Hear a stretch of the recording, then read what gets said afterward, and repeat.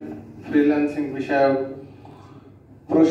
প্রশিক্ষণ কোর্সের সনদপত্র বিতরণ ও সমাপনী অনুষ্ঠানের উপস্থিত প্রধান অতিথি হিসেবে উপস্থিত আছেন জনাব এম এ আখের, যুগ্ম সচিব, পরিচালক প্রশাসন ও প্রকল্প পরিচালক, টেকআপ দ্বিতীয় পর্যায়, যুব উন্নয়ন অধিদপ্তর। আজকের অনুষ্ঠানের সভাপতি হিসেবে উপস্থিত আছেন জনাব মোহাম্মদ সেলিম খান, অধ্যক্ষ, কেন্দ্রীয় মানব সম্পদ উন্নয়ন কেন্দ্র। এছাড়া এখানে আরো বিশেষ অতিথি হিসেবে উপস্থিত আছেন কেন্দ্রীয় মানব সম্পদের উপাধ্যক্ষ।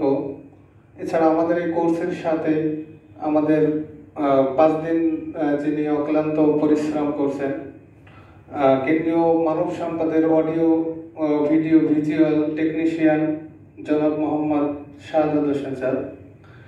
এছাড়া আমাদের এই টেকআপ দ্বিতীয় প্রকল্পের যাবতীয় কার্যক্রম যিনি হেড অফিসে থেকেও আমাদের সবসময় খোঁজ খবর এবং যাবতীয় সমস্যা সরাসরি আমাদের সাথে কথা বলে সমাধান করে থাকেন জনাব মোহাম্মদ মনির হোসেন, প্রশিক্ষক, কম্পিউটার।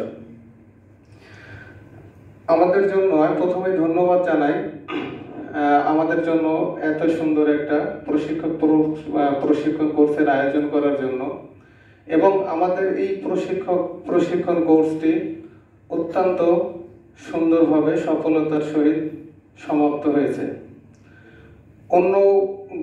আমরা যে 2টা প্রশিক্ষণ কোর্স নিয়েছিলাম গত 2 বছর, বিগত বছরগুলোর থেকে এই বছরের কোর্সটা অনেক মানসম্মত হয়েছে, এবং এই কোর্সটার আমাদের বাস্তব জীবনে আমাদেরকে আরো দক্ষতার ধাপকে আরো এক ধাপ এগিয়ে নিয়ে গিয়েছে।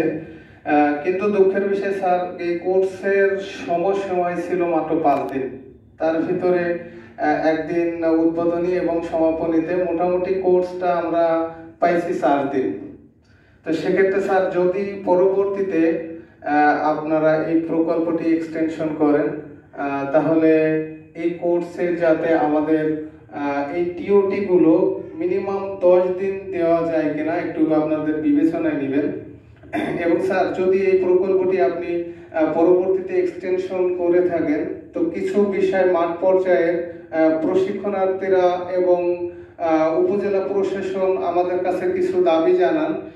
সেই বিষয়গুলো আসলে স্যার আপনার ব্যস্ত থাকার কারণে সব ইনফরমেশন আমরা হয়তো বা আপনাকে দিতে পারি না।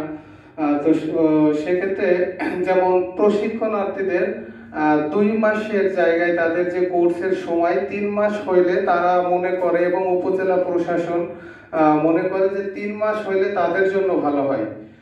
কারণ আমরা 2 মাসে অনেক কিছু দিতে পারি, বাট গ্রহণ করে যারা, তাদের আসলে যদি এটা সঠিকভাবে গ্রহণ করে কাজগুলো মনে না রাখতে পারে, তাহলে আসলে এই কোর্সটা তেমন মানসম্মত হবে না।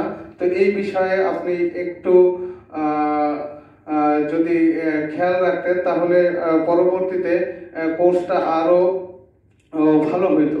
এবং স্যার, আমাদের বিষয়ে যদি পরবর্তীতে এক্সটেনশন করে থাকেন, তাহলে যদি আমাদের এই কোম্পানি বাদ দিয়ে ডিরেক্ট অধিদপ্তরের আউটসোর্সিং এ যদি নেওয়া যায়, সেই বিষয়টা আপনি একটু বিবেচনায় রাখবেন।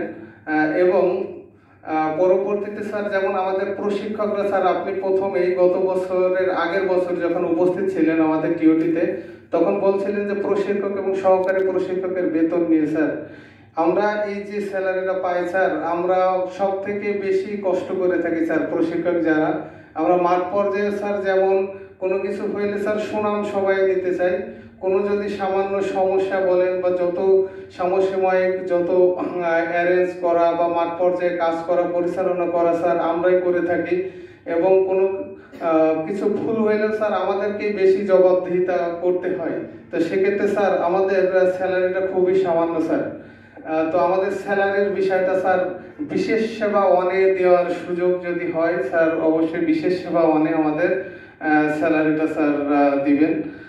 এই অনুরোধ স্যার আপনার কাছে ব্যক্ত করে আমি আমার সংক্ষিপ্ত বক্তব্য শেষ করছি। আসসালামু আলাইকুম। ধন্যবাদ জনাব মোহাম্মদ মুস্তাফিজকে। সম্মানিত সুধী, অনুষ্ঠানে এ পর্যায়ে প্রধান অতিথির বক্তব্য, যার বক্তব্য শোনার জন্য আমরা অধীর আগ্রহে অপেক্ষা করছি। স্যার কষ্ট করে সাপ্তাহিক শেষ কর্মদিবসে